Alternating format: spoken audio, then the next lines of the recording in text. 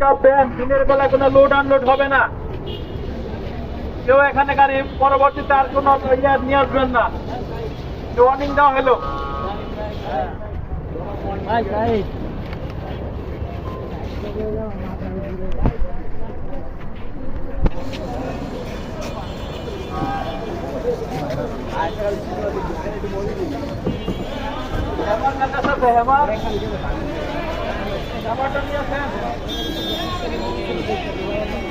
যাক কয়দিন থাকে।